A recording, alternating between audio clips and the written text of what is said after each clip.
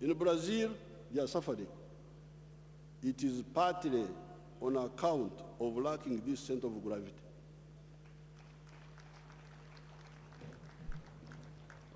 Nobody cares about Africans. Nobody thinks Africans, nobody is careful with Africans.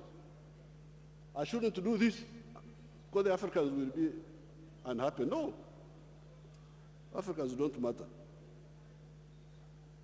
In order, therefore, to solve the problem of the new happy phenomenon of surpluses in Uganda, now in Uganda there is a new problem, surpluses.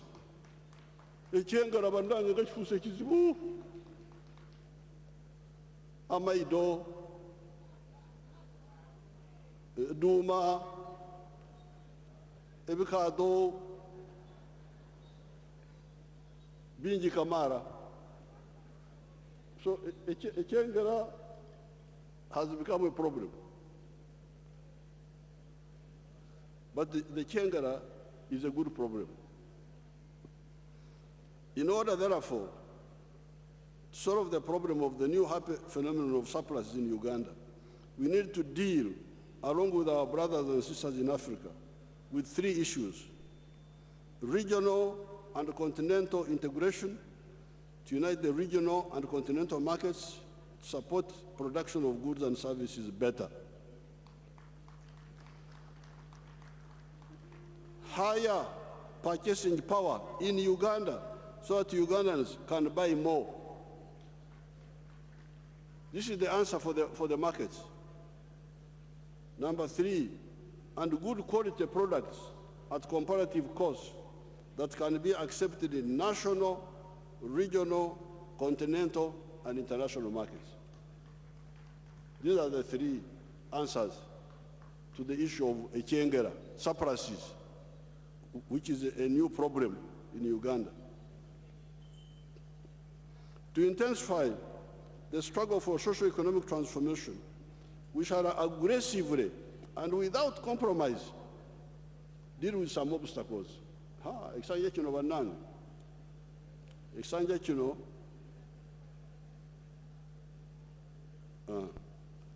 Katonda gyali.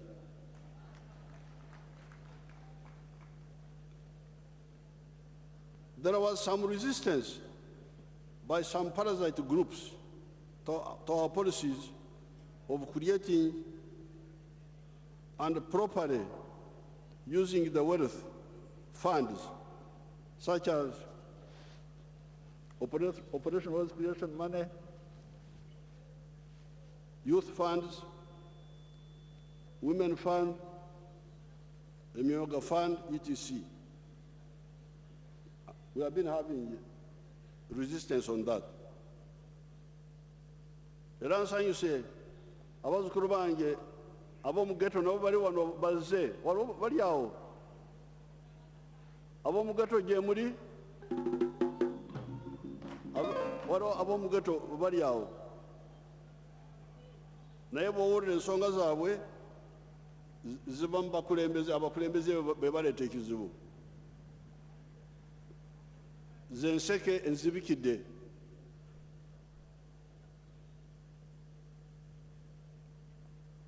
Naye ab'omu ghetto babadde bayingiddwa abalabe abadde bagala kubakozesa ebikyamu, naye twogere nabo abasinga obungi bavuddemu, bali awo. Gye muli eyo balina ekidaala kyabwe awo. Kati ababadde balira esente zaabwe mu kkubo bagenda kukoma, tugenda kukwatagana.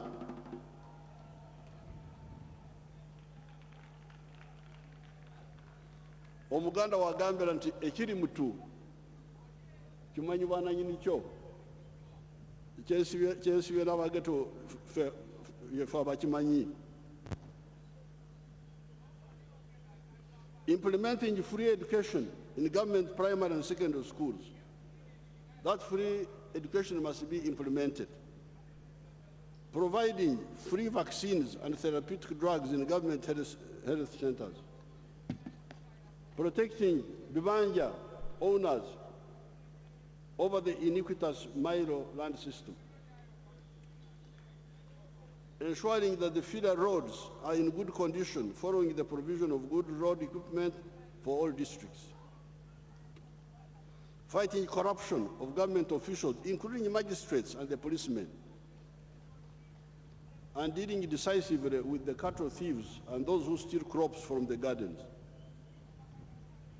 The wealth funds will be concentrated at the parish level in the parish model, except for the Myoga funds, but will remain at the constituency. The wealth funds, unlike in the past, will be controlled by the members and not by the government officials. Cow, operational, no. Bagenda kuvaamu. Abanayinisaako betugenda kusindikira ssente. The only prohibition will be to divert the money to non-mission areas. The allocations will be grants to the parish circles. In the past, it was government officials to select beneficiaries. The members will now prioritize the allocation themselves. With free education, and after due consideration, there will be no head teacher that will be tolerated if he or she reimposes school charges. Dealing with corruption and stealing drugs, part of the solution is e-government. All government transactions will be computer-based, no more human-to-human contact. This will be easier to monitor, even for remote supervisions. The corona pandemic hit some sectors badly, especially the hotels, the performing arts, the border-borders, the sportsmen, etc. This financial year and the next financial year, we have put aside $464 billion, about $130 million, to help these groups as soon as the residual lockdown is removed. The UDB will be further empowered to give low-interest loans to manufacturers, agricultural entrepreneurs, and some actors in the services sector, such as tourism. As far as Corona-19 virus is concerned, we shall open up once we have vaccinated fully 4.8 million people as follows. Population over 50 years of age, the number is 3.3 million. Health workers in public and private health units, 150,000. Teachers and lecturers, 550,000. Security personnel, 250,000. Those with comorbidities, although they are below 50 years, those are 500,000. Total, 4.8 million. Until today, we have so far vaccinated 375,000 people. Apart from importing the vaccines from others, we are developing our own vaccine, able to deal with all the known variants. When we are trying to look for the vaccines, for the equipment, we are being told about Africans. Africans, you shouldn't make vaccines. You should import. That's what they were telling us. You want equipment for vaccine? What, you Africans, what for? Your job is to import. But I rejected that. We shall import once or twice, and we shall make our own vaccines. We are moving very well. Only that we delayed because of our slave-minded public servants who waste so much time because they have no confidence in themselves.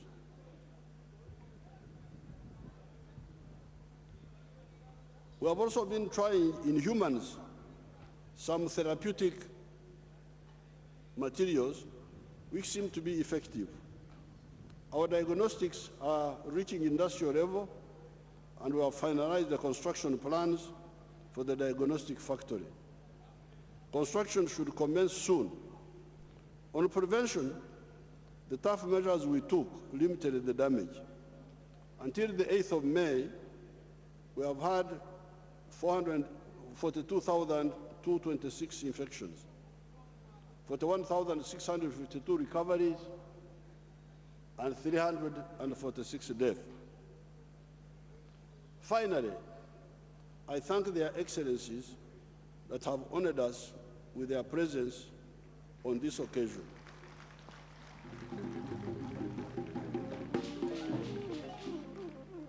This is real brotherhood. We also appreciate the delegations that came from all the other countries. I need to express my concern to African brothers and sisters that are here today, and those that are not here, that the situation in a number of points in Africa does not give credit to the African people. The security situations in Libya, Mali, Niger, some parts of Nigeria, Chad, Central African Republic, some parts of Cameroon, Eastern Congo, Somalia, recently northern Mozambique, etc., must be addressed and can be addressed. First of all, the situation in Libya was created by the arrogant and irresponsible actions of some actors that took actions that were against the express position of the African Union. I can reveal to you that those actors had a narrow escape. When some actors started attacking Libya against the decision of the African Union, I contacted His Excellency Jacob Zuma of South Africa and proposed that African armies that so decided to intervene in Libya and confront and teach a lesson to those aggressors.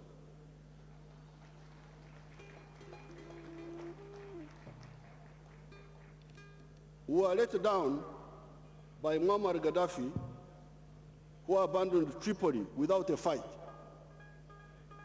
Although at that time I did not have direct link with Muammar Gaddafi, I advised his envoy, who came to see me here, to turn Tripoli into a Stalingrad.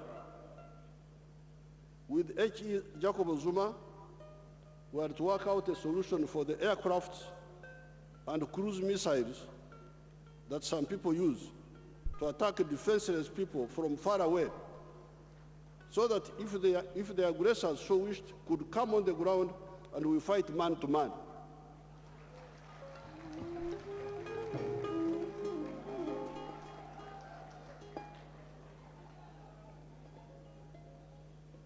Such a confrontation would, of course, have been imposed on us unnecessarily.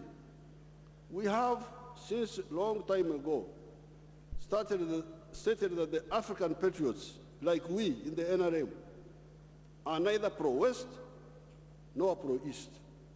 We are first and foremost pro-Africa. Because there is something called Africa. When I came in the government when we were still fighting, are you pro-East or pro-West? Idiot, I am pro-Africa.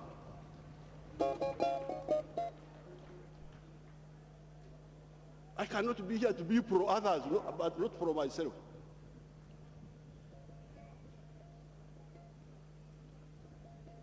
It is on account of that good friends should only deal with contentious strategic African issues via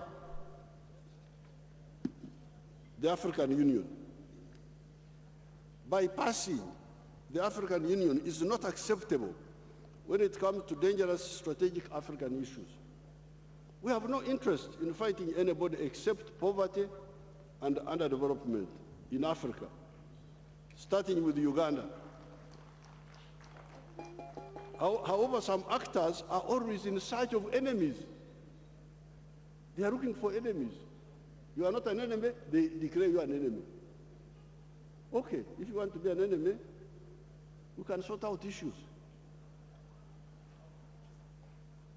Our role there is to advise those who are advisable, but also do our patriotic duty if unavoidable. Unfortunately, the Libyans collapsed quickly. On account of that, much of Northwest Africa has been with security problems that were not there before. Libya, Chad, Mali, Niger, parts of Nigeria, Central African Republic, and Cameroon. Who is responsible for this hemorrhage? I hear people talking about accountability. Who is accountable for this suffering? Who caused all this? Of course, Muammar Gaddafi had his own problems. I had had the task of fighting him twice, 1972 and 1979, as he intervened in Uganda on the side of Idi Amin because Idi Amin was a Muslim. However, foreign armies attacking an African country against the express objection of the African Union is not a solution. The huge concomitant suffering of the Africans in Libya and the surrounding countries has proven that, if any proof was needed. Africa can defend itself against any and all aggressors if we coordinate. In 1963, our leaders met in Addis Ababa. Only 36 of them that time, and declared that the rest of Africa must be freed peacefully or Africa would use force. This was 1963. That time, some of the actors thought, and they seem to think now, that this was just idle talk. Exactly 11 years later, in 1974, the African armies of Mozambique, Angola, and Guinea-Bissau, supported by the courageous Mwalimu Nyerere, Kenneth Kaunda, Sekou